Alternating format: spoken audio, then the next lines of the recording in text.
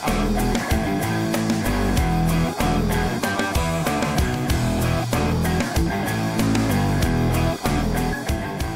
everyone, and welcome to this edition of the Odds On Favorites podcast, where we're talking sports entertainment and sports entertainment, all with an eye on the bottom line. I'm Drew Goldfarb, joined by Rick Rockwell and Taylor Smith. We begin this week's podcast by looking at the NFL's Week 5 action in a segment that we call Show Me the Money! Lines, where we take a look at some of this weekend's NFL money lines and give you our betting picks. We begin with the Thursday night football game as the Los Angeles Rams visit the Seattle Seahawks on the night of this recording. LA a slight underdog coming in at minus 105 on the money line. The Seahawks are favored at minus 115 at home. Taylor, who do you see picking up the win tonight? So I don't know what happened with the Rams last week. Their defense looked great through 3 weeks, and then they somehow get smoked at home by Tampa Bay. But if I were betting on this, I think I would take the value on the Rams as a dog because we don't really see that very often. I still think they are the better team overall. I'm a little bit worried about Todd Gurley and how he's just not the same guy anymore. But I think Jared Goff's going to rebound from his kind of up and down start to the season. I'm still not a full-on believer in what the Seahawks are doing. I think the Rams are still the best team in this division. And like I said, if I were betting, I would just take the value, and that's with the Rams. So siding with LA here as a bounce back. All the people in Seattle need to send their hate mail to Taylor. He's been against the Seahawks since the preseason. I don't know what it is. He just does not like them for some reason. Yet, you have quietly one of the MVP candidates, Russell Wilson, putting on a fantastic season, leading this team to a 3-1 record. Yes, they stumbled against the Saints a couple weeks ago. I think that's more of an anomaly than it is reflective of their team. The defense is starting to gel more after they added new pieces, especially Clowney. He scored a defensive touchdown last week, and I mean, he's a beast. Just give them time. They got the running game going. They feel more confident in Carson again. He pounded the rock. Speaking of running games, the Rams' running game it's terrible right now. Like, compared to past seasons, this is awful. There's problems in LA. I don't know what it is. I can't figure it out yet. I don't know if they're just not committed enough to the run or they just don't have confidence in Gurley like they used to, but they're not running enough. And when that defense can't play shutdown with their shutdown corners, they give up 55 points to the Buccaneers at home. That's terrible. Now they're going on the road to one of the toughest places to play in all of the NFL in a divisional matchup where Seattle basically got to cruise in the fourth quarter of last week against Arizona. They'll be well rested. The Rams have to travel on a short week, even though it's not that far. It's still an inconvenience. They're coming off an embarrassing loss. There's too many question marks now with the Rams. I'm going Seattle all the way here. I think Seattle wins this game. I think they cement themselves right back into conversation as being the best in the division. Rams got a lot of talent, but they're not putting it together. There's something missing there. I agree with Rick, especially on that last point there. If this game was being played in LA, I would probably lean towards picking the Rams to win this game. But the game's being played in Seattle, and that is one of the toughest venues to play in for an NFL team on the road. These teams are close enough to being toss-ups. I mean, if you look at the odds, they're basically toss-ups. Minus 115, minus 105 is that far away from that minus 110 on both sides. The Seattle Seahawks being at home, a Thursday night primetime game, although because in Seattle it's technically a late afternoon game for them. Either way, I got to lean Seattle. I'm going to take the Seahawks to win this game as well. Next up, an NFC clash between the Green Bay Packers and the Dallas Cowboys. Both these teams are 3-1 in the season. Dallas favored at minus 175 on the money line. The Pack available at plus 145. Rick, which team moves to 4-1 this weekend? You know, last weekend I said I didn't believe in Dallas. I didn't think they'd beat the Saints. I said the Saints would win at home because I didn't like what I saw from Dallas, and they played 3 bad teams. Washington, Miami, and the Giants. Although the Giants are coming back now, but at that time they were a bad team. With that said, Devontae Adams might not play, or he's banged up for the Packers. There's some question marks whether or not he's actually going to be able to play this week. And if he does not play, I don't think Green Bay has a chance at winning. Dallas's offense wasn't able to get things really going against the Saints defense. They returned home. I'm not sold on Green Bay traveling out on the road and actually beating another top team. I got after what they just did at home with Philly, how the Eagles exposed some of the weaknesses that Green Bay has. I don't feel good about taking them, and I hate taking Dallas, but I think I'm going to have to go with Dallas here at home. I think they're just going to have a slight edge in this game. I think they're pretty evenly matched up, but if Adams isn't there, then there's no way Green Bay's winning. Yeah, the Packers defense has been impressive so far, but I think Dallas is going to be able to run the ball on them. We saw Zeke on the field for 97% of the snaps last week in New Orleans. I think he has a big game. I think Dallas just kind of controls the tempo in this one. I'm not sold on Green Bay's play calling.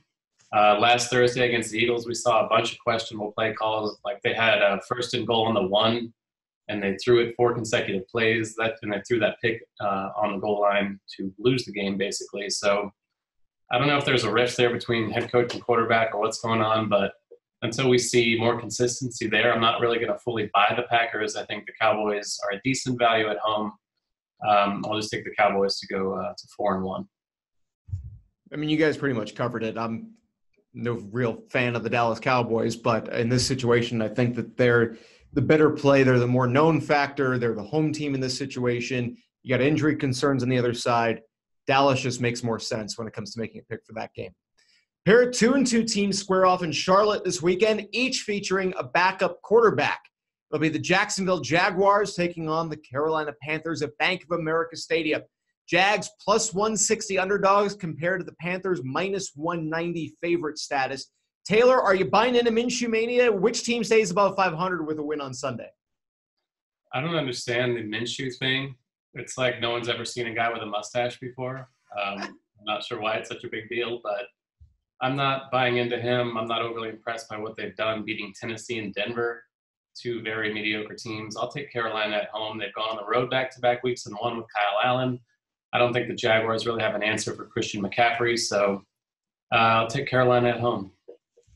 Hey, look at who's coming around to Carolina. Too bad you didn't do it last. Win the Super Bowl before the season, bro. Too bad you didn't pick Carolina last week is all I was going to say. I'm just going to leave it at that. With that said, I think these odds are a little bit too skewed. I think Carolina's a little overvalued here. If Ramsey's playing for the Jaguars this week, he makes that defense so much better. And not only that, Minshew Mania is real. It is a real force. It is like the second coming of Hulkamania. Like, this porn stash is going wild. I know Drew's going to hate me for referring it to Hulkamania or comparing it to Hulkamania, but I'm telling you, Minshew Mania is legit. From college to the pros, you give this guy a chance. He's got the swagger. He's got the confidence. He's rallied his team around him. He's turned Jacksonville into at least a competitive squad on the field. I like what Allen's done with Carolina. I picked them for Arizona, and I picked them against Houston, and I think they're a better team. But they just lost one of their best defensive players. I'm a little bit concerned going up against a really good defense in Jacksonville, what they're going to be able to do. McCaffrey's one of my favorite players in the league. He's a stud. But outside of that, if Jacksonville contains him, I'm not sold on the receivers beating one-on-one matchups, especially with Ramsey playing. I'm actually going with the upset here. I'm riding the Minshew Mania. I'm taking the value that the Jaguars are getting in their underdog role, and I'm rolling. If I could wear a porn stash right now, I would. I think you just have to shave like this and leave. I mean, that's all that the mustache is it's a beard minus, the side and the goatee part. But yeah, it's and by the way, I mean, the fact that he looks like Uncle Rico, I think, is what struck everybody immediately. It's the, referencing Napoleon Dynamite, which was a big thing 15 years ago. So people who are now, in our age range are going to be big fans of that and just be like, hey, this dude looks like Uncle Rico. How is that possible? He's going to throw the football over them mountains, which they've done some commercials. It's very funny with it. They, threw footballs over the stadium, which were them. Anyway, I kind of like Jacksonville as a value pick here. I wouldn't go all in on a bet on them, but I just kind of like it as I think that minus 190 for Carolina in this situation is a little too much unless we are 100% positive that Ramsey's not playing. So I would just sitting here, I'd probably just throw a little flyer bet on Jacksonville. I think that that's probably the better option. I just don't know that there's really the value in picking Carolina for this game. Last one for Show Me the Money Lines. The Cleveland Browns take it on the San Francisco 49ers on Monday night. Now, before the season, a lot of people probably thought that these win-loss records would be reversed at this point in the season. The Niners are undefeated at 3-0. Cleveland got back to 500 by picking up a win 1 week ago. San Francisco favored in this game. The 49ers posting a minus 185 money line. Cleveland, meanwhile, would pay out at plus 155 if they can pick up a road win on Monday Night Football. Rick, will the Browns hand San Francisco their first loss of 2019? Now, we all know how I have felt about the Browns in the preseason, throughout the regular season. I have not been a fan of them. I think they're overrated. I think they're a little overhyped. I said the same thing about the Ravens last week's game. You know, I thought both teams were overrated going into that.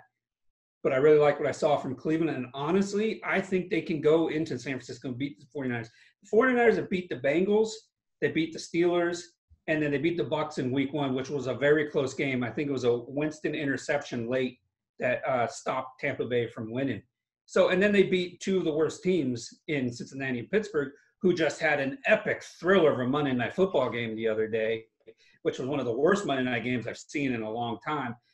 Bottom line, what I'm trying to say is, yes, you beat the teams that you play, but come on, let's not – 49ers being that big of a betting favorite over proven very little, and now they're going to go up against a team that does have some talent on offense, has a quarterback that can actually be a little more consistent than what they saw with Cincinnati and Pittsburgh, and then they got a decent defense also. They woke up Nick Chubb last weekend in Baltimore against Baltimore. That was incredible. I think Beckham and Landry will give the 49ers secondary a lot of problems. I think Chubb's going to run on them. And I just think Cleveland's going to go in there and pull off the upset. You know, I don't like picking Cleveland in an underdog role, but I think they got some momentum going, and I'm not sold on the 49ers at all. I think they are more overrated right now than I thought Cleveland was last week. If I had to bet on this, I would take the value that's Cleveland on the money line. But since we're just picking winners, I'm going to take San Francisco at home. I think the defense has been pretty good. They've been opportunistic with reckless quarterback play. And if we've seen Baker Mayfield do anything, it's definitely throw a bunch of picks already over the course of his NFL career. I think they can take advantage of that.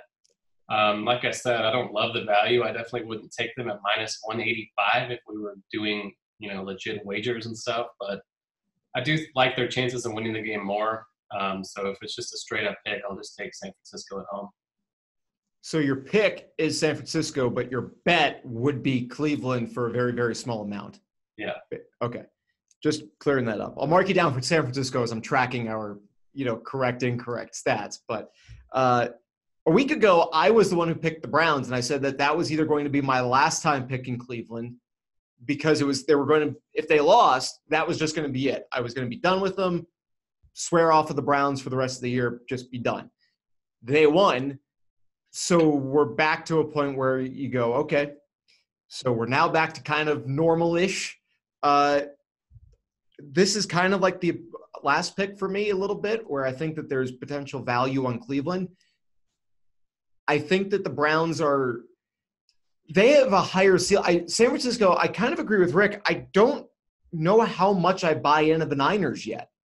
And so I kind of just have to go with Cleveland because even if we know that they may not be capable of all of the craziness that a lot of Browns fans thought they were going to be doing by this point in the season, we know what they can do, and they can have good offensive output. They can put together a good game against a decent opponent. And we don't really know what the Niners are doing. The Bucs are a much better team now entering week 5 than they were entering the season. So I don't know how much stock to put into that win for San Francisco. And as Rick pointed out, their other wins it's not beating the Dolphins, but it's as close as you're going to get without having to play Miami. So I'm going to take Cleveland this week again. We'll see if they bite me. And then if they do, then maybe I try to swear off of them one more time. Let's move on to our picking favorites segment, where we look at the games involving our favorite teams. All three of us have made picks for all of these games. which we're going to show you in just a minute. But we're going to each break down our personal favorite NFL team's game and pick a winner before moving on to the next game. So for me, that is the Miami Dolphins, who are underdogs against a bye week this week. Despite not facing an opponent in week 5, I would still take Miami to find a way to lose this weekend. However, if there is a week for the Dolphins to not lose during the season, this is probably among their best shots. Even still, wouldn't bet against another Dolphin loss. They haven't really shown the ability to score against any caliber defense, and the bye week's defense might at least keep Miami's offense off the field. I don't know if that benefits them or if it hurts them, but I would not take Miami this week. I would take the bye week to pick up the win on the road in Miami. Taylor's favorite team is the Houston Texans, who are 5-point favorites at home against the Atlanta Falcons. Taylor, break it down for us. Give us your pick. I don't like this at all. I obviously think the Texans are fully capable of losing another home game, as they did last week against a team in the same division as Atlanta, but the Falcons have been so bad. They're 1-3. Matt Ryan has thrown 6 interceptions already. They lost at home to the Titans last week by multiple touchdowns. Things are not looking good for them. This is kind of a must-win for the Texans. I think if they want to establish that they are the best team in that division, they can't afford to keep losing games like this at home. So I expect them to come back a little more focused than they were last week. I think they can put up a big offensive effort against this bad Atlanta defense. So as much as it pains me to have faith in this stupid team yet another week, I will take Houston at home once again. Speaking of stupid teams, finally for Rick, his favorite would be the 3-1 Buffalo Bills, who fell to the New England Patriots last week. This time around, Buffalo visits the Tennessee Titans. Tennessee actually a 3-point favorite in this contest. Rick, how do you see this weekend playing out for your Bills? What was so frustrating about last weekend's game was Buffalo actually had a chance to win that game. I was hoping they wouldn't embarrass themselves and they would play good football. Not only did they do that, they held Tom Brady to one of his worst games in recent memory. They held the Patriots offense to very little. They're the first team to score on New England. They played a great game defensively and showed, like I've been saying all along, they have one of the best defenses in the NFL. Now they get to go to Tennessee. There's question marks whether or not Josh Allen will play because here's the thing. Now I'm getting a little fired up here. Burfict gets suspended for the year for a hit on Jack Doyle. Josh Allen took almost the exact same hit to the head as a defenseless running quarterback. If that was Tom Brady, the Bills defender would have been suspended for the year if that happened. He only got a penalty, and that was it. Josh Allen's in concussion protocol right now. We don't even know if he's going to play this week, and that's the only reason why the Titans spread is this high at 3. So not only am I taking the Bills in those points, I'm taking the Bills in the money line. I don't have any faith in Mariota whatsoever. And the Falcons' defense is terrible, like Taylor said. Buffalo has a tremendous defense, a better defense than Tennessee does, and they still got plenty of talent on offense, and Barkley is at least as good as Mariota is. I know you can laugh about that now, but Mariota is not good at all in the NFL. He's a very inconsistent quarterback. He doesn't make that team better. Once they shut down the run, they're going to focus on they're just going to put pressure on Mariota, and I think he'll turn the ball over as many times as Barkley might turn the ball over if it's Barkley playing. If it's Josh Allen back, then I have no doubt Buffalo wins the game. Either way, I'm taking Buffalo to win. They're going to head into the bye week, which is the following week, at 4-1, and things are looking good in Western New York.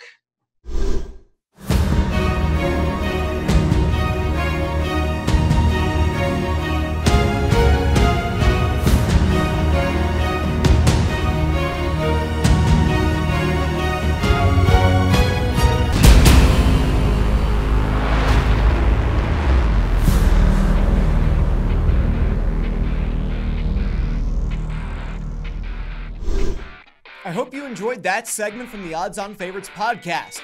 If you did, there's plenty more where that came from. Click on the link on your screen now to be taken to the complete podcast from this week, or check out the channel to find the other individual segments. And make sure to like, share, and subscribe to the Odds On Favorites YouTube channel for plenty more sports and sports betting picks, tips, and how-to guides.